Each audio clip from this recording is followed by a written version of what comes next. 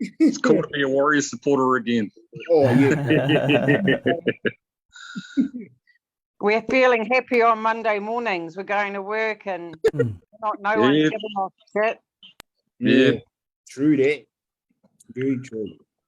In my previous job I worked at, far out, I'd go to work on Mondays and a couple of the guys would just give me shit hard out. But when I at this new place, well, I've been there for a year now, they know how much I love the Warriors and how much I love league. So, and they didn't start following it, but like I'll go to work on a Monday or Tuesday and I walk in and the chefs are like, oh, the Warriors, eh? They won, and so they must be keeping track of the points, because they always say to me, oh, it's too much. You know, like when I came back from the Rabbitohs game, one of the chefs go, oh, how was your trip in Auckland? And I was like, oh yeah, it was good. It was great to see my family. He was like, did they win? And I was like, nah. And he turns around and he goes, oh, I'm so sorry about that, mate. So I've got all this moral support at work for when they don't do well, which is really good. Yeah, heck yeah. Well, they must have been pretty quiet in the last 25 rounds for the moral support. Yeah, No need for it. Yeah. Shit, look where we are. Like crazy. It in is. such a short amount of time. Yeah, Full credit to Webby. Yeah. He's done a fantastic job. Did you see the interview with him with Monty Beetham? Not yet. No, I've yet to see it. No, that's definitely something I wanna watch. I've seen it. Yeah, because it came out a while ago, but it is a good interview. And Uncle Anaru, yeah, he speaks. He's so unassuming, you know.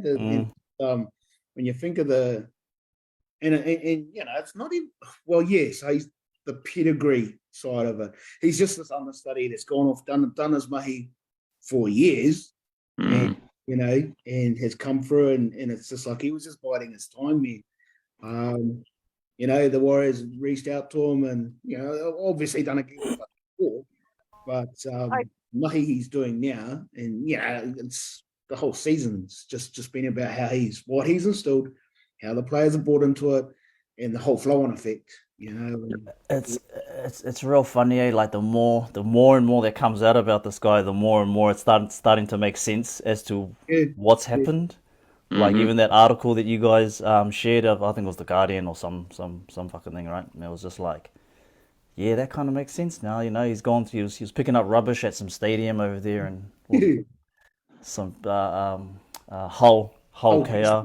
Yeah. Hull KR, just picking rubbish up, volunteering. What was it? He had a coach, not a head coaching role, but he got like assistant coaching role, and they had to practice out in the car parks. Wow. You know what I mean?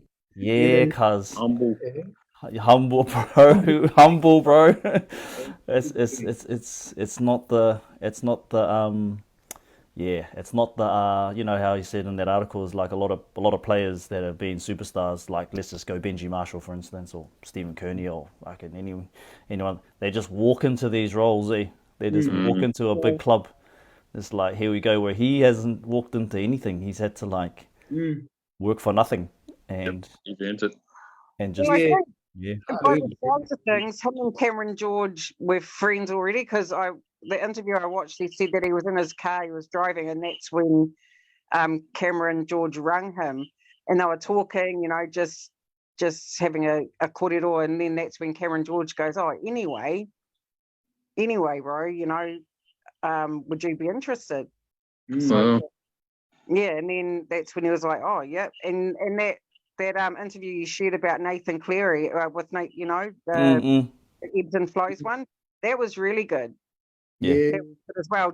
And I actually I thought it was cool how Cleary acknowledged the Warriors. You know, and he was like, you know, growing up there, just being a part of that club, and just giving the boys some respect where it's due. Yep. The one that got away, kind of thing. Yeah. Yeah. If only we kept them. But I mean, Finally. We had to keep Ivan Cleary first, though. Yeah.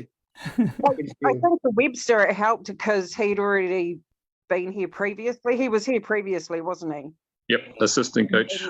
Yeah, and he loved it here last time. So I think his appreciation and his love for the Warriors just helped that what word am I looking for? That transition a lot easier for him. Yep, 'Cause he'd he was already been a part of the aware- system. Yeah. Yeah, he was already aware of what the culture is in New Zealand. So it was easier for him to grasp an idea about what it was going to take to get the boys on track. Mm.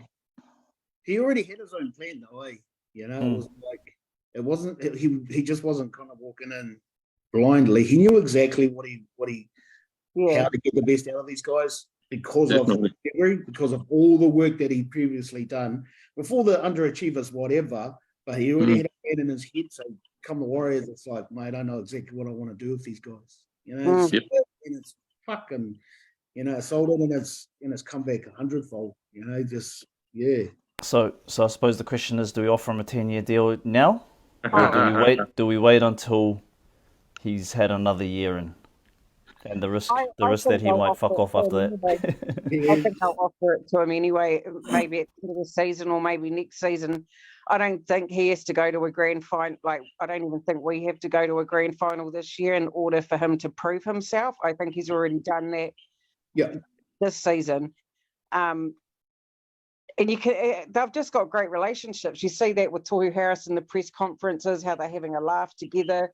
And Mhm. it's really important, you know, the boys have said that he really involves the family, you know, the wives, the kids, and into the team atmosphere, which is vitally important. If you're going to be a successful team, you've got to have those strong family values. Absolutely. Yeah. Does anyone know how long he's currently contracted for?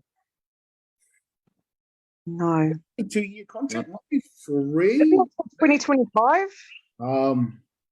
If it's 25, I'd be offering it to him next year. Yeah. Because other clubs will definitely be Sniffing. Fuck yes. Yeah, you know, so they've got to lock him in. Definitely They gotta won't pass him up. I can tell you that much now. There is no way that they will let him go. That'd be dumb too. Yeah, exactly. Yeah, but I mean, sadly, Ivan Cleary was exactly the same, you know. Yes. Yeah, he got us to the GF and then he was gone.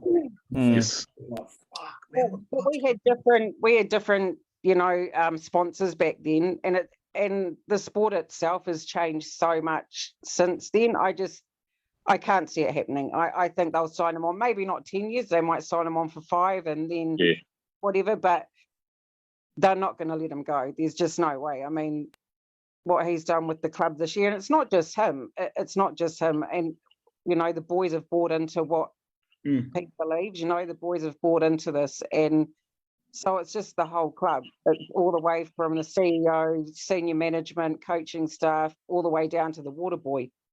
Mm-hmm. Yeah, hard out. I guess for me, and I mean, I'm only speaking for myself, but unfortunately, rugby league has this melodrama to it outside of the you know the competition that runs itself.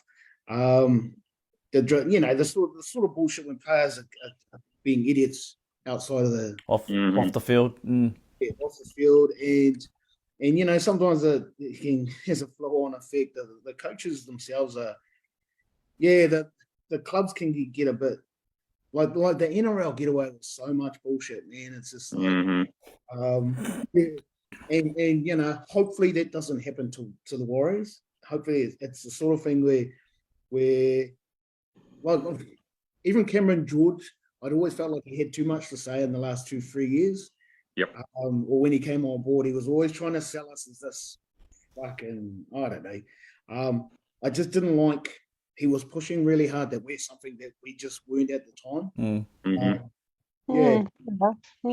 know, and it's like, and like to his credit, he's taken a back seat. He's able to become a doors thing, and it's just like, I think he's learned from his mistakes, though. Yeah. Hopefully the bullshit doesn't, because it happens. It can happen to any club, really. Yep. If the coach starts falling out with the senior management team, the owners, whoever, the shareholders, that's pretty much you're pretty much on your way out. Mm-hmm. You know? And that's the drama that comes with being an NRL coach. If you go and you get in the right results, yeah, everyone loves you. But as soon as it's the same with the players, isn't it? What's It's that? the same with the players, isn't it? Like if you have a bad season, then they're just like, oh, like you're free to go and look elsewhere.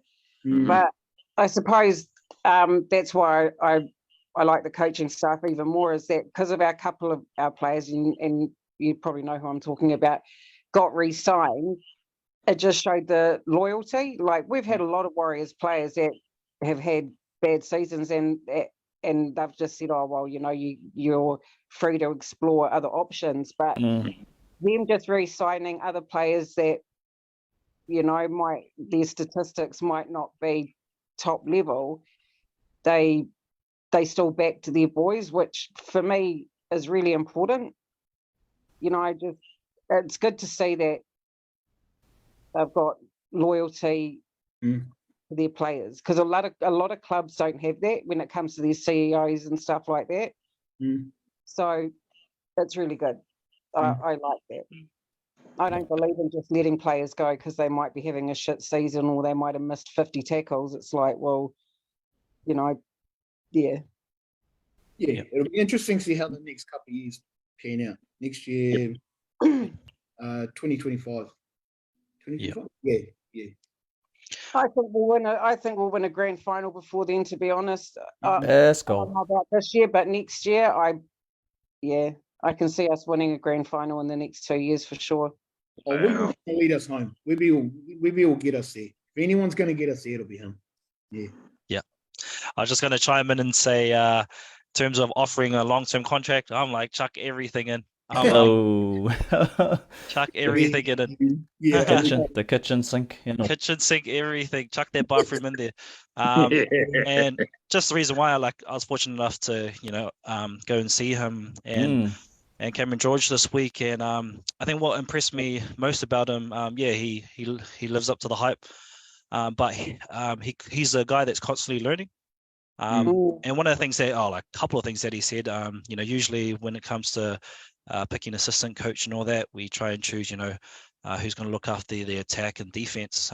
He actually had a conversation and said, has this been working for us in past years? And they said no. So then we're like, why don't we just go to our strengths? And actually change it to, he said, I think it was Justin Morgan said, hey, you're being a forward, you're good at forwards, why don't you just be a forwards coach? Even said to Stace, you've been good at kicking your whole life, why don't you be just a kicking coach? So he's been doing things that actually, I feel like he's a first principles guy. I don't think he'll say those names, but he actually looks like, what is it that we need to do, and actually makes the changes needed to make that happen. But it seems like he's constantly looking at where they can be not necessarily more efficient, but how can they do what's best for what they've got going on. And I think once I heard a lot of that, he even said that Cameron George said that he brought in this whole culture where usually the boys would park, if you know, kind of Mount Smart, they would park kind of closer to the gym and just walk straight to the gym. But he noticed that some boys would come with their hoodies on, not necessarily talk. And he was kind of like, they could come in, have a shit day. We haven't seen them until we get on the field. And then, I'm harping at them because they're doing shit out there. And that whole day, we actually haven't checked in with them and actually haven't kind of heard from them. So he made a call so that they have to go through the reception, and which to go through the reception, they eventually have to see the coaches. Then eventually they'll get down to the gym, and they said it's changed. Like they kind of got to the point where the boys don't go home. So I feel like he's created all these new things to make sure the boys feel welcome. They feel like they could be safe. Nice. Once I heard all that stuff, I'm like, the man's actually trying to look at, how can we be better in every little position, not just on the field, but all those things off the field. So that's the reason why I say chuck the kitchen sink, chuck the bathroom, chuck the extra boat, whatever it is. I think the man needs to stay here for a while, eh? So he's taking care of them in every sense, physically, mentally, emotionally, giving them what they need to perform on the field. So it's not just about going into the gym and doing your workouts and going out to training on the field. It's all about, okay, so how you doing? What's going on? How's the fam? All that kind of stuff. It's that sense of belonging, the whānau stuff, It's like, man, I love it. I fucking love it. Even hearing that, bro, that's just like, man, And it is. It's all the little things. It's how do you go to your way to change just those little things that are going to make the difference in the long run. 100%. That totally makes sense, Ty, how he's got, like, how you said about Justin Morgan coaching the forwards, Stacey Jones, like with the halves and the kicking. It just makes total sense to do that. And then that takes a lot of pressure off him, so he's not having to go, you know what I'm trying to say. Like, it takes a lot of pressure off Andrew Webster having to coach a whole squad of 17 or 30 or whatever it is, to just having to worry. How do I put it? Or about everything, I guess. Yeah, but then it can come to, like, then at the end of the day, whenever it is at the coaches meet and they talk and, well, this guy's going good, that training was good. So he just sees things overall, obviously. That's what I get from that, is that he's just the overall coach, but he's got, the other guys that are in there doing the mahi, and he just kind of has the last say, or, sorry. I think so. Can't find my words. Okay, Tapai. I understand. I just want to read out a couple of comments here. Siala Afamasanga says, Anuru Webster to get NZ Order of Merit in Rugby League like Steve Price. Who else here?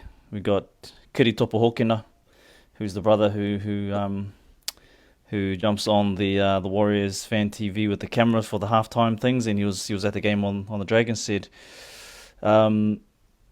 is this our coach? We all hope so. Like you said, like we said last week, we can see in the media how they're joking around together. That shows the bond is there. Can't wait for the future, and have signed up for the 2024 membership. So nice. I think those memberships are going to be going like hotcakes. Yep. Like a free hangi on the side of the road. Those 2024 memberships. I would imagine that's all down to how this awesome season has been going, whānau. So. Before we get into our kōrero, we have to revisit our score predictions from last week. Oh, shit. Bring it. Who wants to go first? I'll go. Tans had it at 40 points to 14. Should have started from the top, bro. The biggest score. All right. No, I want to mix it up a little bit. Yeah. Damien had it at 30 points to 16. Ty had it at 38-14. I had it at a close one of 34-18. And coming in hot. The Reo had it at 56-12. Yeah. So we were all... Counted those tries that they didn't score. Oh, bro, talking about the fucking tries they didn't score. Cuz. I'm like, that was a crack up. No, you're right. I wasn't even angry about that. My son actually pinged me and he was like, what the fuck? He was fuming. I was just like, bro, what happened? What happened? No one's going to be more fuming than the guy who didn't put the ball down. But anyway. And that was in front of an attendance of 25,095. Yeah, that's fantastic. Not bad. It is. Not bad for a little game of footy. Yeah. So yeah, we're pretty miles off. I mean, if we had to give it to someone for last week, I think we've got to give it to Damien, because you were 30-16, brother. That's Sure, it's 2 in a row, bro. Closest, but it's still pretty That's far away. miles off, eh? Yeah. If all the tries got allowed, you would have got it close. Yeah. But I just want to talk about, and I just want to give some massive props to the game day experience people. Game day experience people, whoever they are, whatever their names are. Mihi atu, They're cracking up, bro. They are cracking. Even watching it from TV, it's just like, holy shit, man! All the fireworks. Like, the fireworks was unexpected, but even the build up before that, it's just like, what does this mean, bro? And then you see all these fireworks going off. It's like, what the fuck? It's choice, man. It's good to see. That's crazy. It is good to see, but also, if you look at it from a mental perspective, that's got to be not so much intimidating from it, and then it must intimidate the opposition mentally. Not intimidate. What's that word? Like, I know what you mean. Yeah, it's like not. kind of be like, whoa, these guys are like, they're so loved. Like, do you know what I mean? It must like put them off a little bit to see that kind of love and support to the point. I mean, they come out like rock stars. Seriously, it's like you're at a Beyonce concert. I thought I heard Ben Like- Hunt say that he compared the noise of the crowd to the noise of an Origin crowd. Yeah, that's right. Right? Wow, Did he? Massive. Yeah. Yeah, The that's post- amazing. Yeah. yeah. So credit to the crowd, eh? Yeah. Credit to the crowd. Credit to the 25,000. Mm. Credit to That's so cool. That's beautiful. That just warms my heart and gives me the. warm and fuzzies. Mm. Nice. Totally. So massive credit to them. You know, we don't have any more.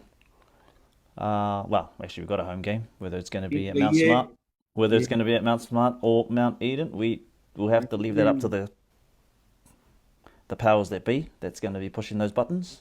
Well, Cameron George has said he's going to fight for it, eh? He said, look, I'm just waiting till the end of the last round. But yeah, we want a home semi at Mount Smart.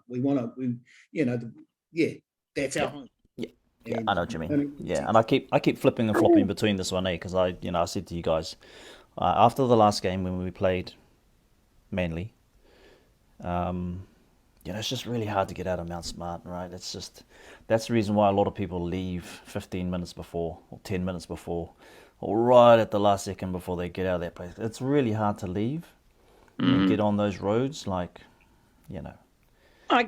I can't imagine them having it at Mount Smart simply because of revenue. Like, if one even seats 50,000, like an extra 25,000 in ticket sales is huge, and I assume that's where they'll go. And I've already seen on some Warriors fan pages people saying, "Oh, we're flying over from Sydney to come and watch the game." So people are travelling all the way from Aussie now to come and watch the Warriors play at Mount Smart. So you imagine in a home final, man, I think they can sell that out quite easily, actually. Yeah, money's going to talk at the end of the day, and as far as I know, or as far as I read, it's NRL's call, and because the NRL pockets the revenue or something. That's right. I don't know, but money talks with the NRL, so they'll probably put their money hat on and go with the money. I think it'll be great to have all those 50,000 people there, but this is the reason why I keep flipping and flopping between it, is because the atmosphere at Mount Smart with the Mount Smart faithful, I think will be very different to the atmosphere when you're at a different stadium. You're at a different stadium at Mount Eden, but that's just my 2 cents. And the Warriors will sell Mount Eden out. There's Eden Park, sorry. They'll, the number side of it. Like I posted on our chat space the article about, and I don't even know who the guy is, but I thought they just kind of, because he was pushing about the whole, maybe the Warriors should move to Eden Park, and it's like, no, fuck off, man. That fucking Mount Smart's our home. It has been since '95, and it was just like, but he was doing this massive plug about, the Mount Smart's tired, and it is. Maybe for the club or whoever invests a bit more money into it, get it up to speed. But I mean, Eden Park is the home of the Blues and like the home of the All Blacks. And it's just but not even they can sell out. Even, and that's true. But I mean, even the All Blacks and the Blues can't sell out Eden Park at the moment. yeah. To be fair, who wants to? Somewhere that the Blues only managed to get in 12,000 at Eden Park. Who wants to watch fucking rugby? Eh? Who wants to watch fucking rugby? Fuck that shit. Know, bro. I just can't bring myself to do it. Preach. Like I said, I switched on the All Blacks game on that Sky Sport replay, and it was on for like 5 minutes. I was like, oh, hell no, I just can't do it. Although I will say, and I'm going to do a shout out to, so I'm glad the Springboks won, the All Blacks oldest rivalry, whatever, but it's like, fucking good on you. But Fiji won. Fiji beat England. It's like, man, that's the one, bruh. I was glad they got up for that game. And Manu Samoa almost beat Ireland, And again, I was only watching highlights, and even the highlights bored. But, it was just like those so-called second-tier teams, giving them a good scare, before the World Cup. Oh no, I was down in Christchurch, and that's definitely Union. That's definitely Union country Yeah. down there. You know, and they love their Union down there.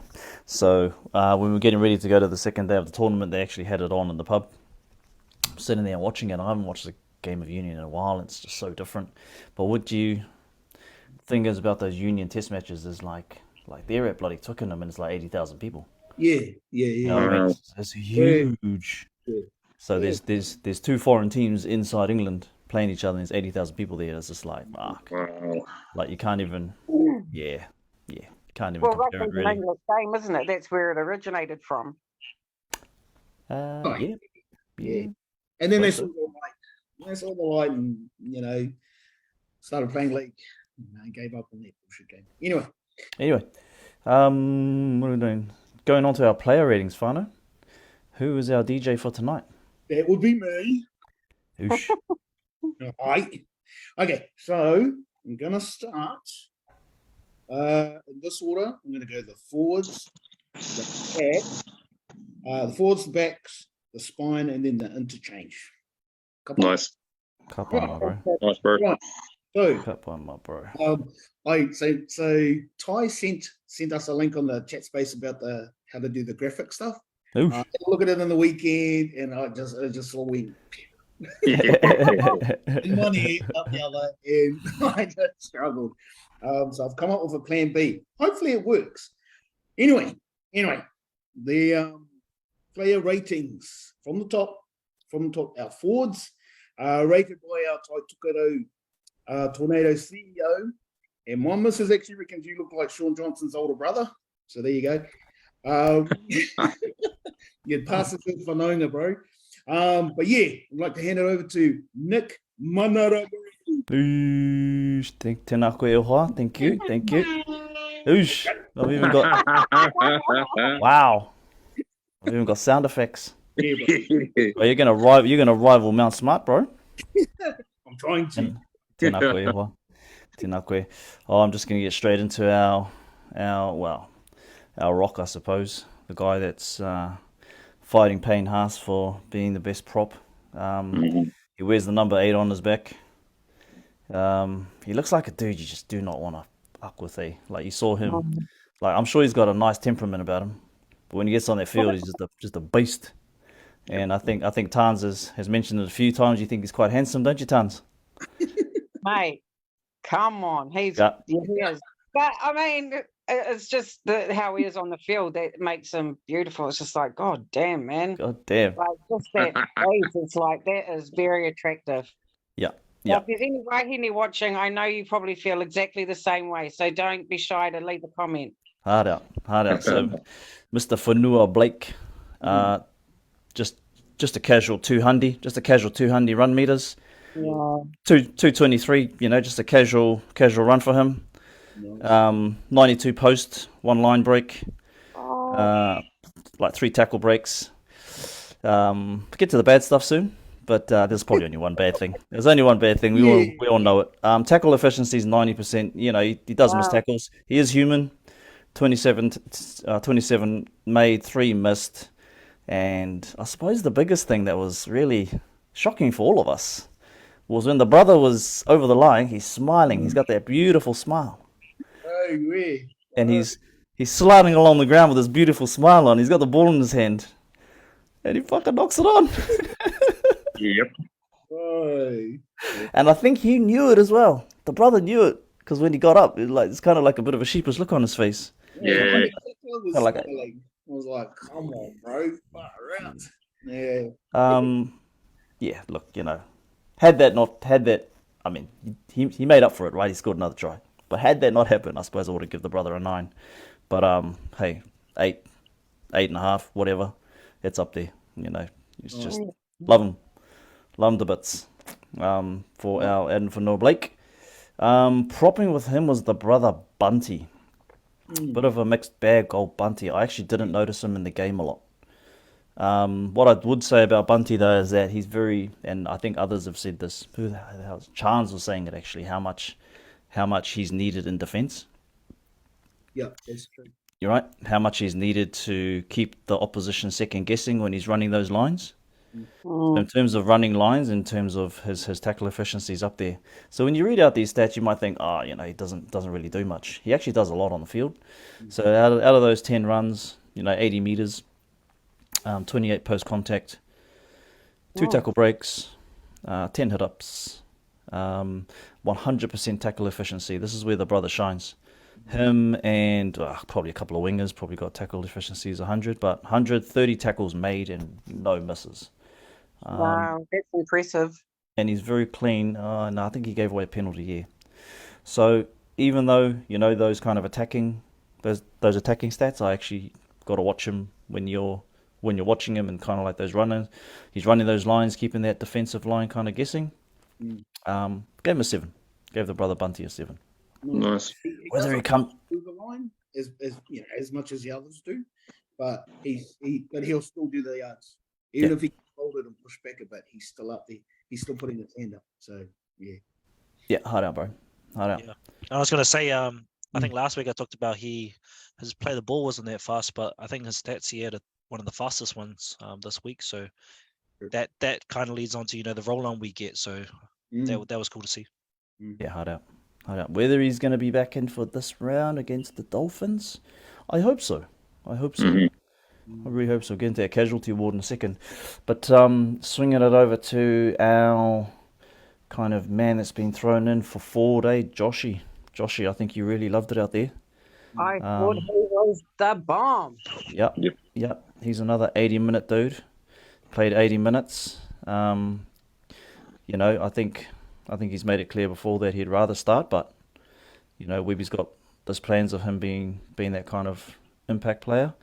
112 run meters, up there with Marata. We'll get to Marata in just a second. 11 kick returns, 4 tackle breaks. That was the highest out of all of the forwards, actually. 4 tackle breaks, 12 hit ups. A bit slow on the play of the ball, but he did an offload like a dummy. He's pretty sharp in the attack. Only missing 1 tackle, but made 35. Wow. Yeah, made 35. Huge difference. Yeah, buddy. I thought he was awesome on that left edge, man.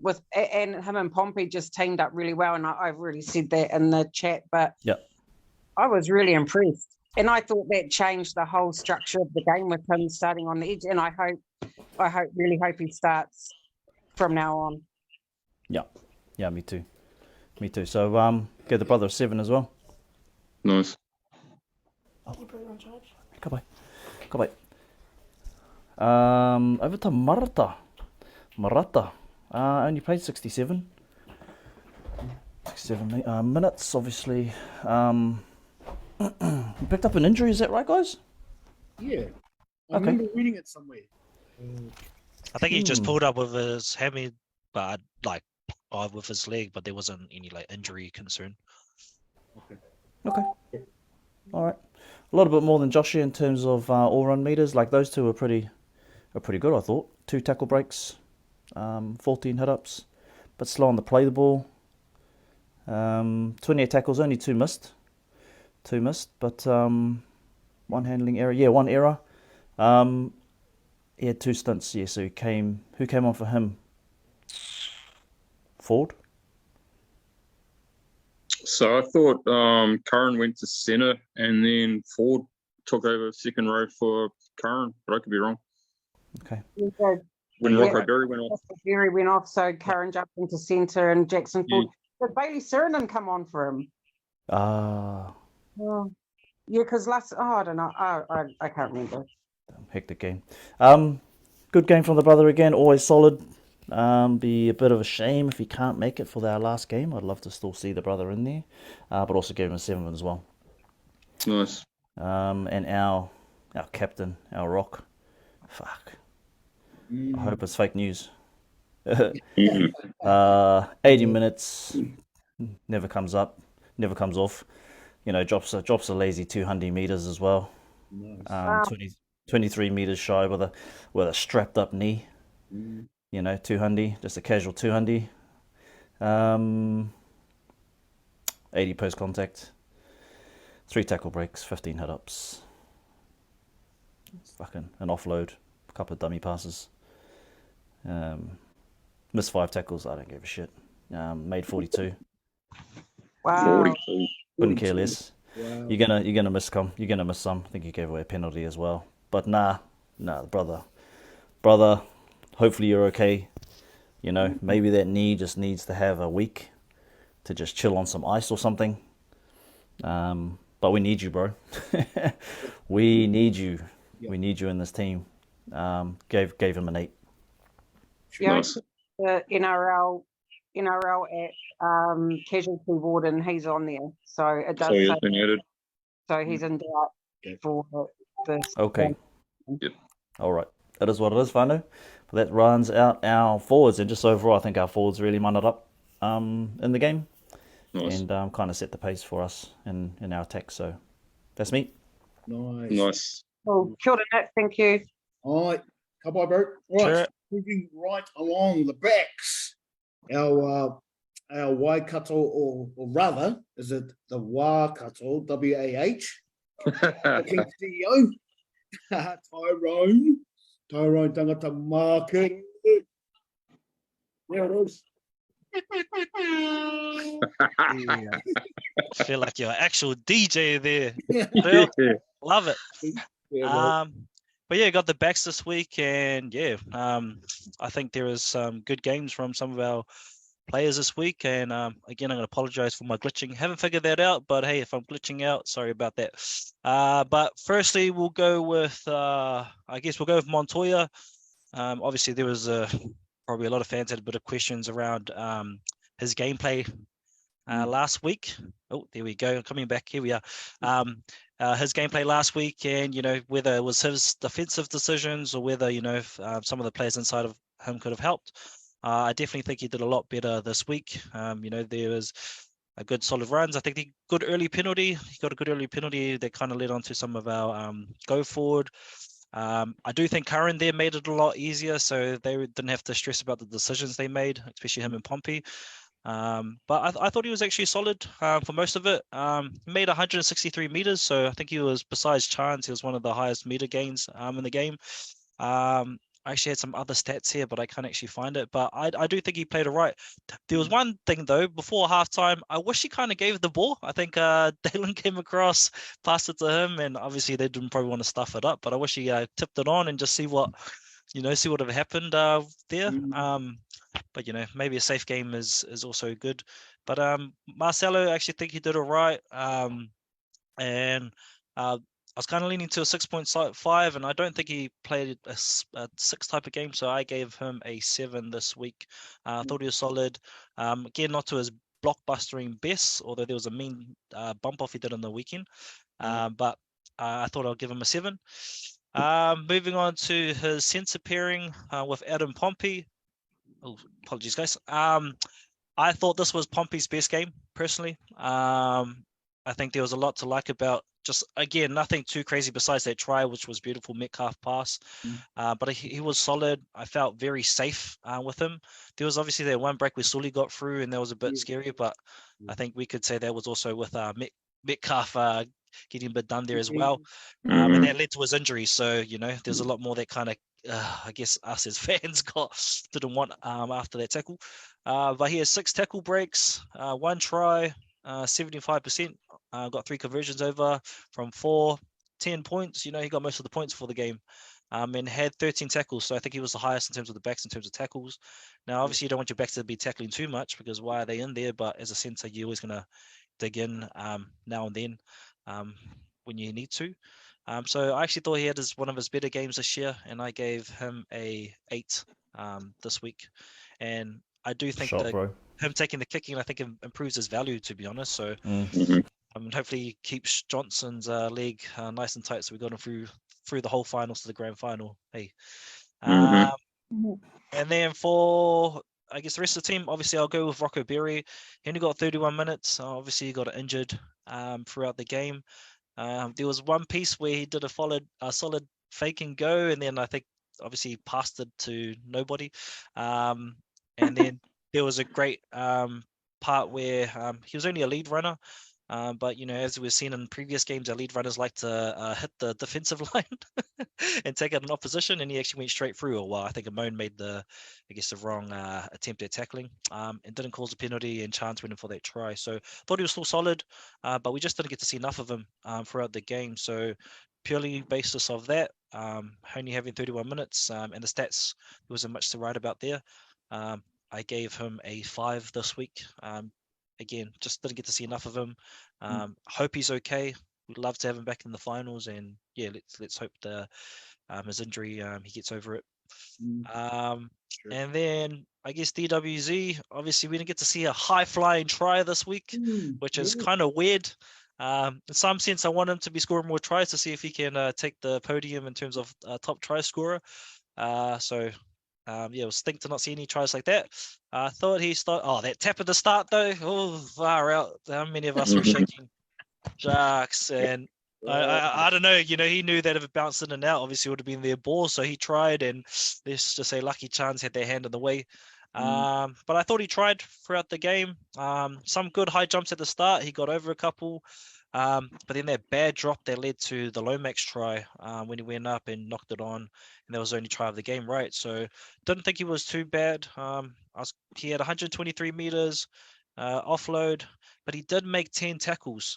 And I think as a winger making 10 tackles, that's too many. Like 3 times as many. Exactly. So I haven't fully watched the whole game to see why did he make 10 tackles, but that's a lot for a winger.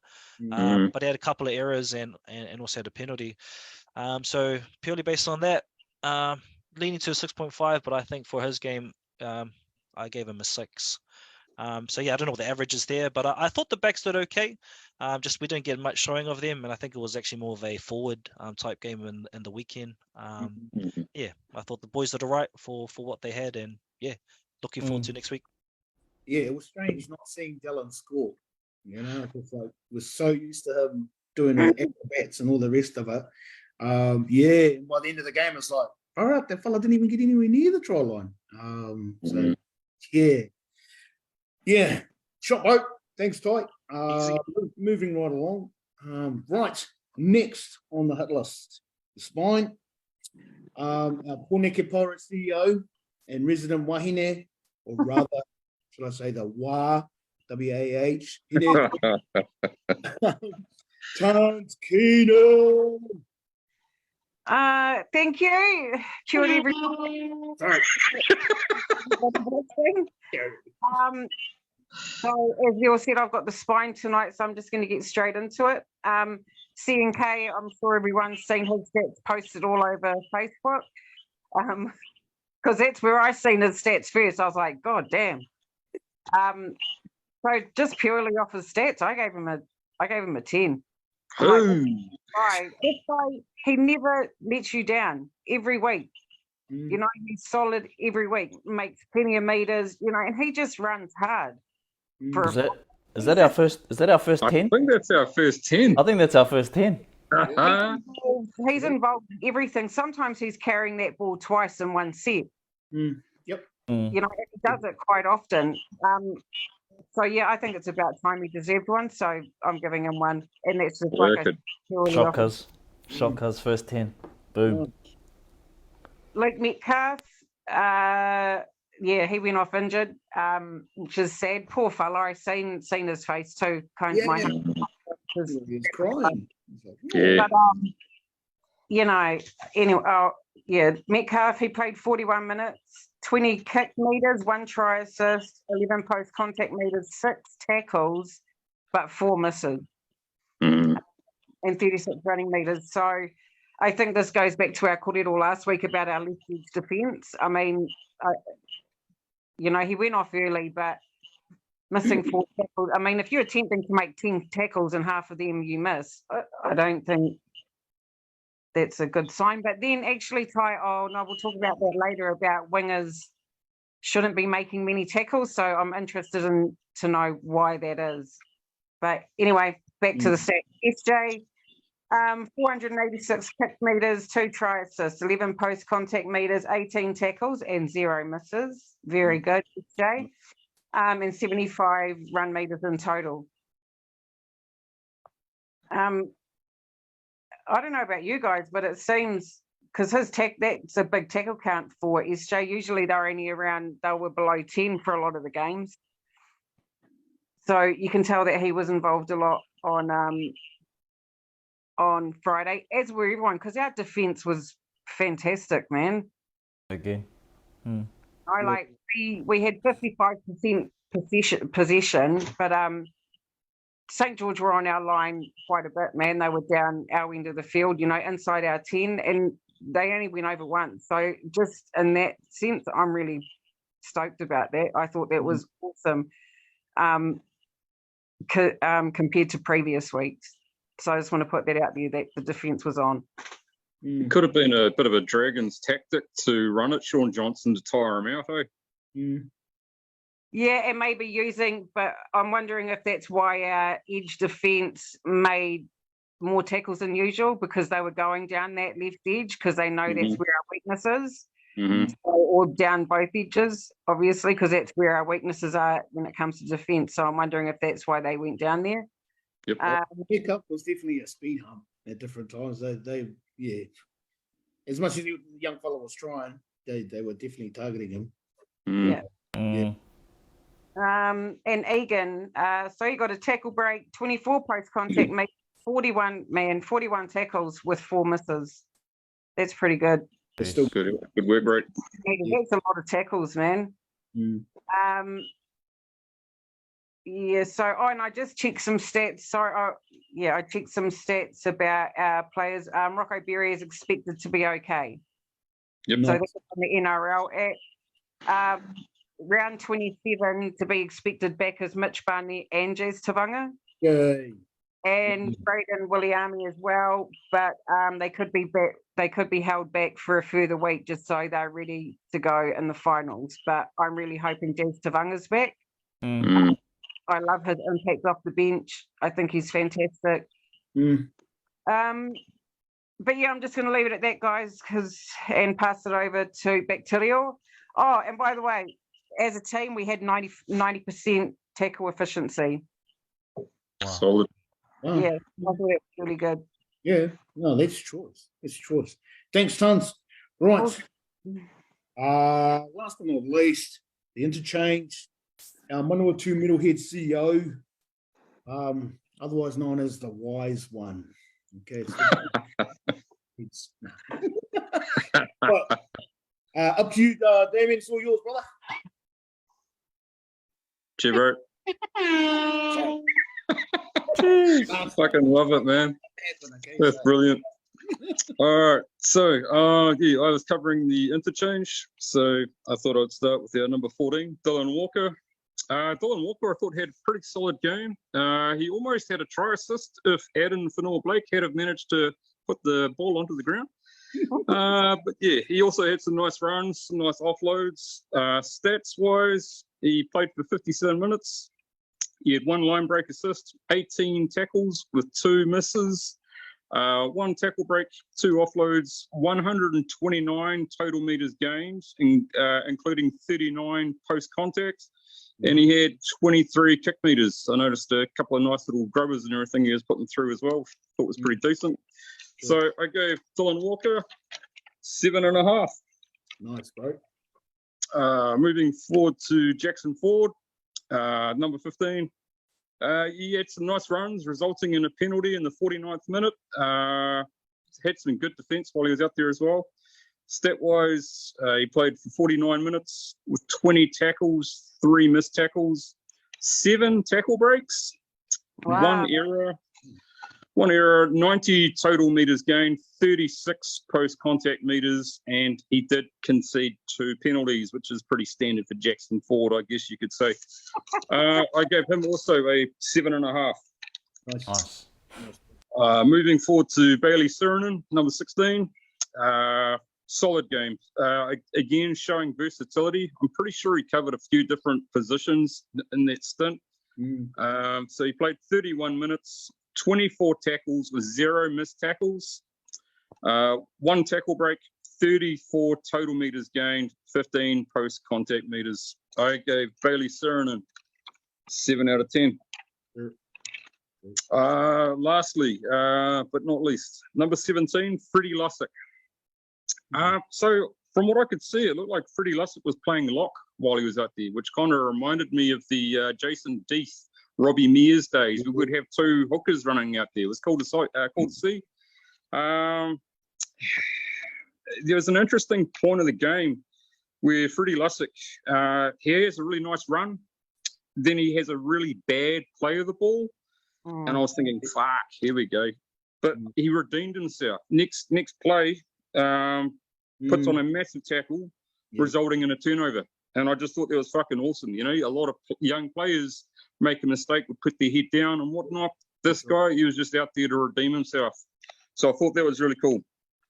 Stat-wise, though, he played for 14 minutes, 6 tackles, 0 missed tackles, 1 tackle break, 1 error, 1 turnover caused, 50 total meters gained, which I thought was decent for 14 minutes, 21 post-contact meters. So I gave Freddie Lussick 6.5.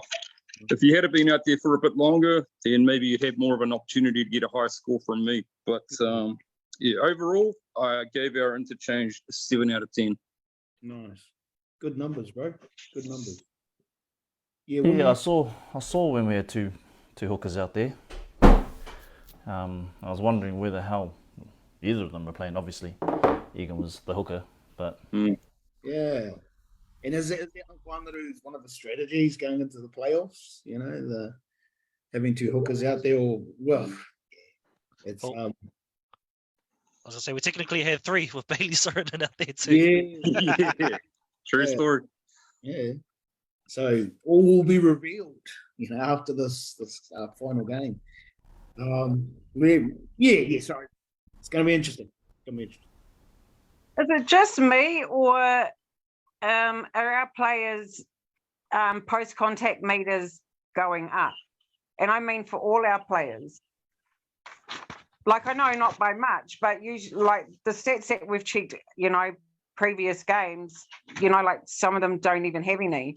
And if they are, it's like 2 or 3 or 5. But like for the spine, they all got over 10 post-contact meters, which I is that a good thing? I think it's a good thing. It's a good thing to have. Yeah. Because those numbers are going to fluctuate anyway. You know, so yeah, if they can hit some sort of form of consistency.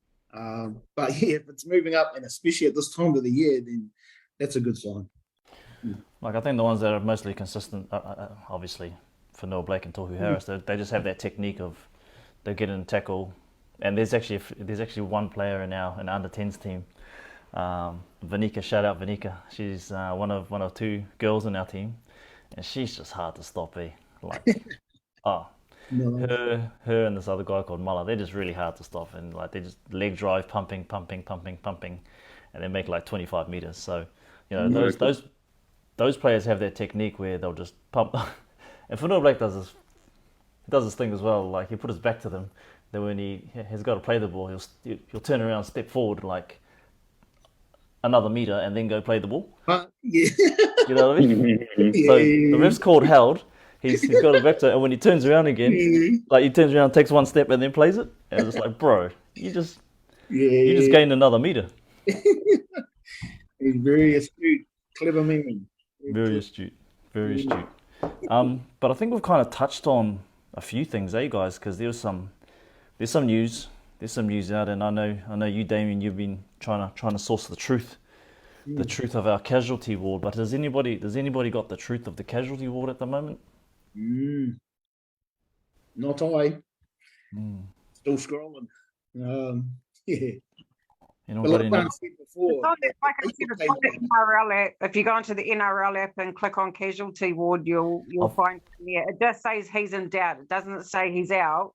It just says Tohu in doubt for round 27 clash due to back to his back.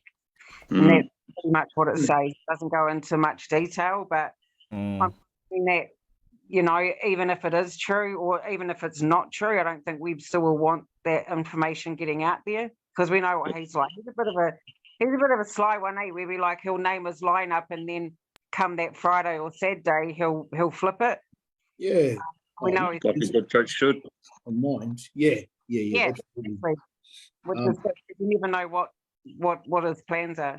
And Yeah. like with Luca, Metcalf, I think like if Tamati's ready to roll, ready to get in, then yeah, slot him in.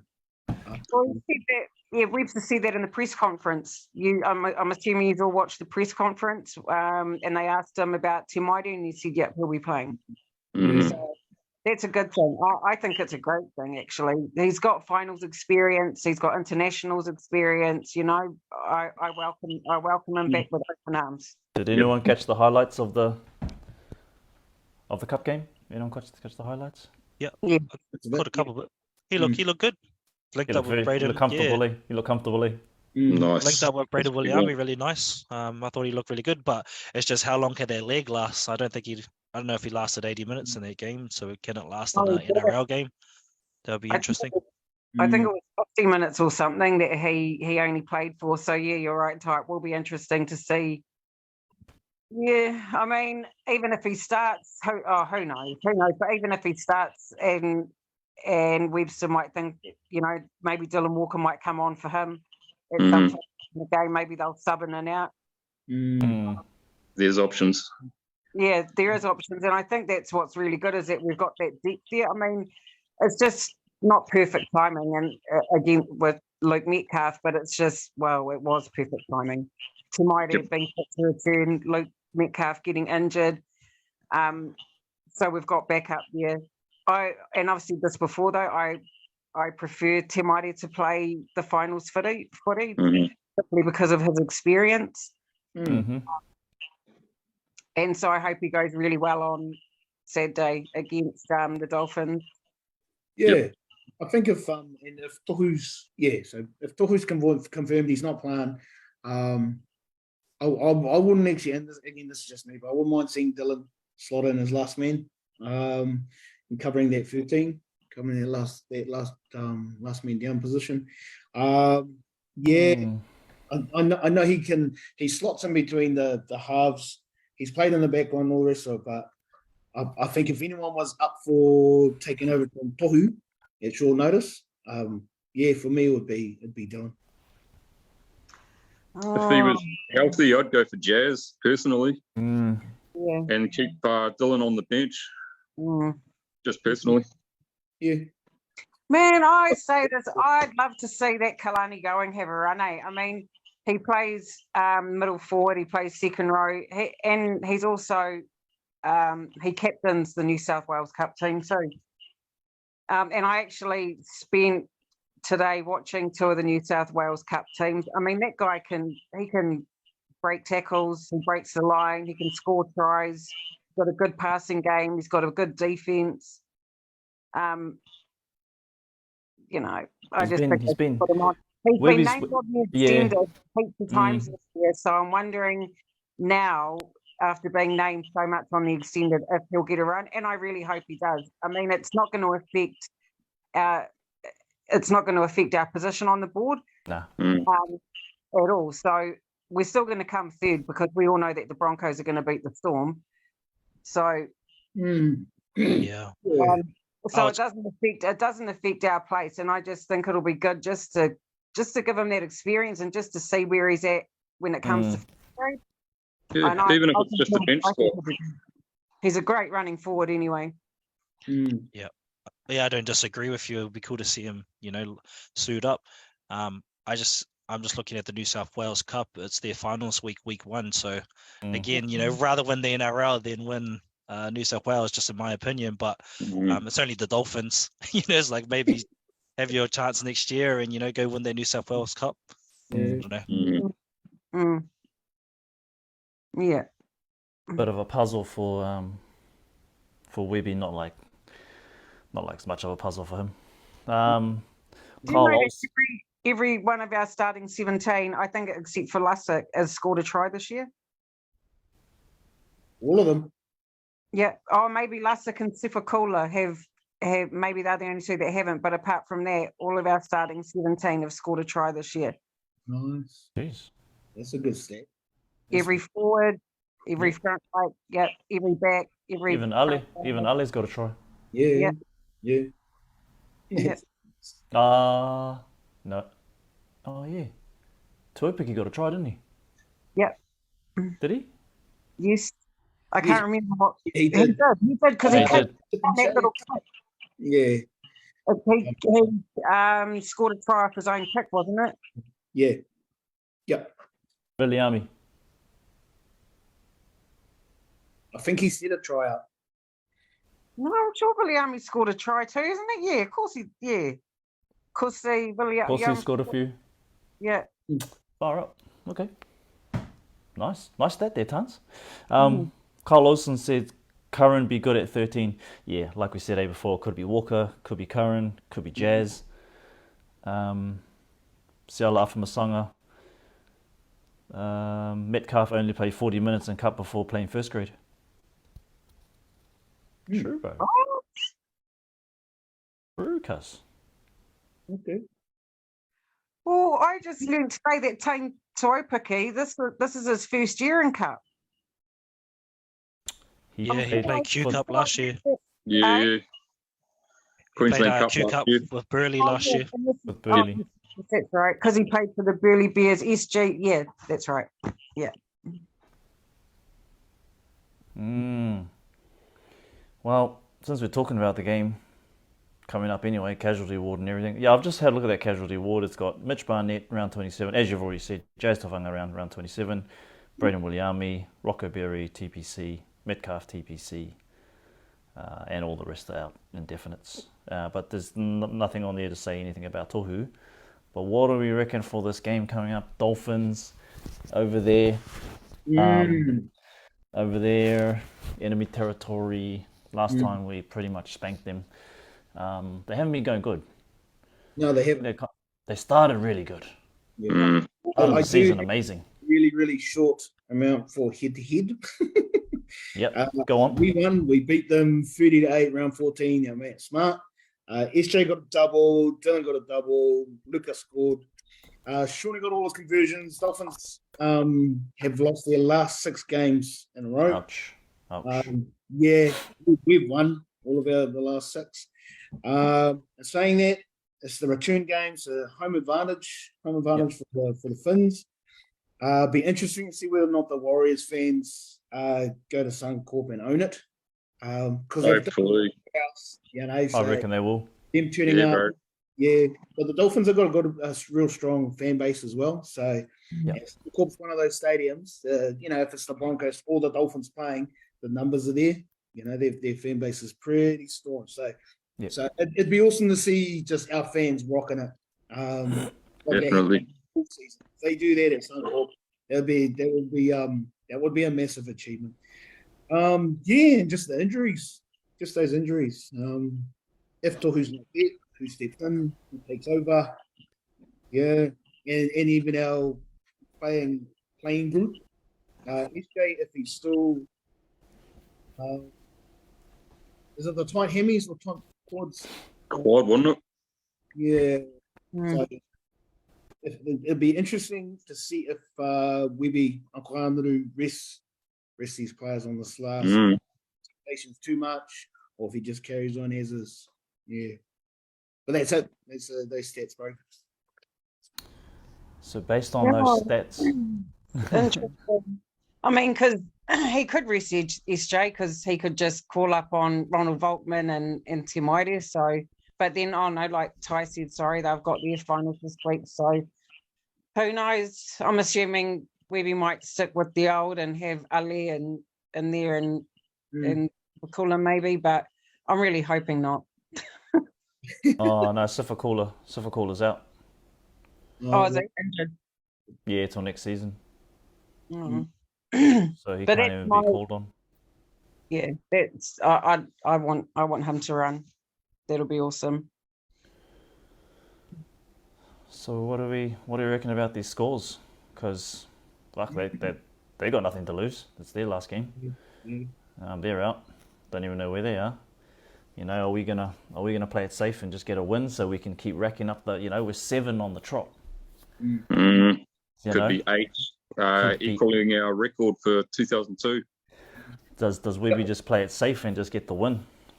You know, full strength, or does he like just throw in someone rest? You might- Hard to You say. might be right about him just playing out, starting 13 like our strongest players, because if he doesn't and if we lose, it might do something to the boys' confidence a week out from final. So Good point. Might be wanting to keep that momentum going. yeah. The Dolphins are currently 14th, 4th on the bottom. So That don't mean nothing. yeah, That don't mean nothing. I don't care where anyone is on the bloody ladder. he'll be tearing them up with this one. Yeah. You know, seeing how those boys can score. They can score tries. They can score from anywhere. I've seen them Got score nothing from to anywhere, lose. but they just haven't been winning any games. I just want to talk about the Broncos Canberra game for like 20 seconds. Go for it. No, I'm just saying, fuck, the Broncos are fast, man. Yeah, they play fast. Far out. I was like, damn, these boys are dangerous. I reckon they'll beat Penrith if they face them in the finals. I reckon they'll beat Penrith easy. Did you see Welsh get smoked by Tarpany? I fucking loved every second of it. Play to the whistle, bro. So did I. But play to the whistle, bro. You know? Yeah, perfectly legal. And it's like, and when you see the replay, Tarpany lined them up. Lined them up. And just smoked them. It's like, But here you go, young. why didn't he see him coming? Because everyone could see him coming. Oh, But he was just, stopped and he was fucking like playing the drama queen, like, oh, my knee, my knee. It was to the side, and then Joseph just came in from the side and boom. Yeah. I was just like, that is just a work of art. That is. Oh, correct. it was good that it was clean and it, he didn't get sent off or anything. Because if it was like a shoulder charge, then it would have been worse, right? But it was actually, it was a clean tackle. And to be fair to him, bro, to be fair to Walsh, he just got up. Yeah. Yeah. He's not soft. Yeah. Oh. Joseph Tarpany. Defense. You know, Far off. Soft in defense, but he's not soft as in a human. I think we just saw Salty love the hit because he left us. Yeah. But we love seeing K. Seeing K's the man.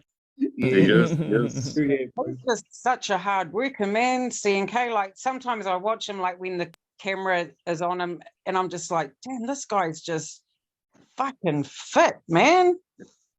Like that guy just, it just surprises me, his athletic ability, I suppose, to just constantly run that ball up and just get smashed, because they smash him, the opposition. They fucking, you got 3 in the tackle on him all the time and they take him down. But yeah, just his ability to just work it off the line is awesome, man. I think he's the best fullback, and I'm just saying it because he's a Warrior and I'm biased, but he's got to be one of the best fullbacks in the comp this year. Oh, yeah, absolutely. I agree. I'll kick it off, Nick. You kick it off, bro. You kick it off. So we're playing in Suncorp. Dolphin fans will be in for it, but I reckon our fan base will bring us home. I'm saying Warriors 40, Dolphins 18. Nice. Who wants to go next? I'll go next. Oh, you go next. Yep. Go. Oh, sweet, bro. I'm going to go the Warriors winning 24-12. Yep. Okay. This one. I'm going to throw a bit of a spanner out there. I reckon it's going to be 29-20. Someone's going to ice it and get us a drop goal just to make it a 9-point game. Nice. Up to you, Ty or Tans.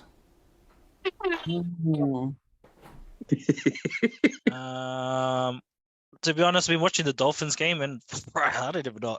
Like, sometimes they're on, sometimes they're off. Like, it's really hard to actually go. Like, they got whipped last week. I'm just going to purely say a number and hope it sticks. I hope it goes that way. So I'm going to go 30 to 14 to the Warriors. Yep. I think that's nice. Prediction for this week. Me. I might go. Wahine. I was pretty close to what I was going to say, Ty. I might go Only because Jermaine Suckle's pretty good with his kicking, eh? So I might go 32-18. Nice. And just regarding the young fellow, Jermaine Suckle, he for a team that's so low down, he was leading the charge for the most tries. Is he? I thought Alex Johnston got Oh, sorry, most try or like the most points scored. Yeah, sorry. most points, I believe it is. Oh, sorry, most points scored. But for a guy that's like playing in a team that's that low down, he's actually doing really well. Well, he must be the one scoring all the tries and the conversions then. Because if he's got the highest points, and he must be the only one getting the points. Because they ain't getting much, that's for sure. That all that conceding is shit, son. Yeah, that too. Right. Interesting. Team list tomorrow, people. My favourite part of a Tuesday. So I've got my fingers crossed about who I want to play, and I just hope those people are in there. I'm just looking at the stats, yeah, Jermaine Suckle's both points and tries. Yeah, I thought but like in a losing team. Well, sorry, I should say, but they're pretty low down on the ladder. They must be seeing him up nicely, man, and he's getting the job done. So yeah, good on him. Good on him. Good Kiwi lad.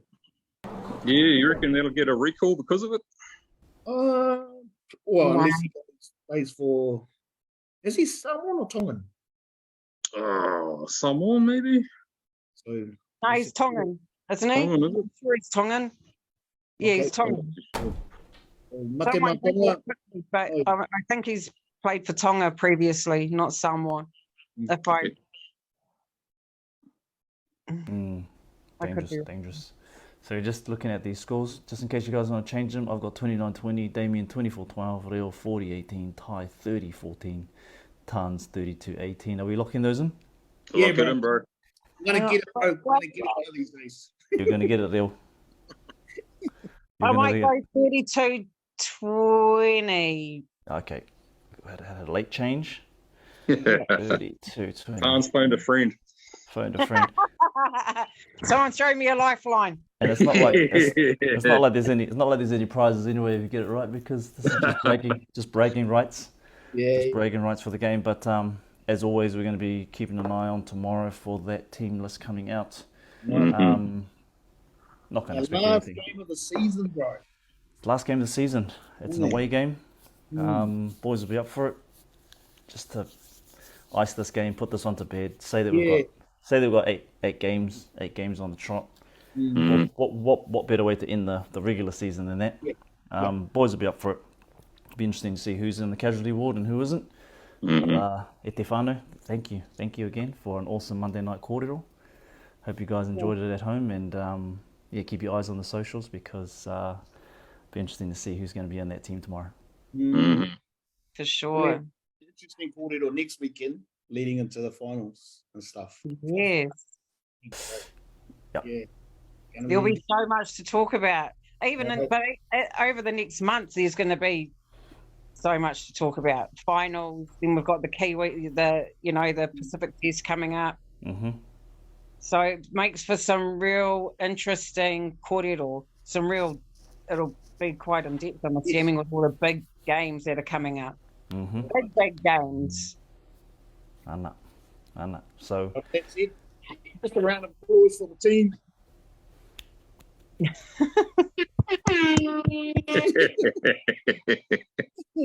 like that, eh? That's fucking cool, right? So like his new little toy. Yeah. Yeah. Right. All right, e te whānau. Have a good evening. Have a good night. I'll see you guys online. Ka kite whānau. Okay, bro. O marie. O marie. Afterwards. Apawa. Go the Go the Warriors. Warriors. Baby.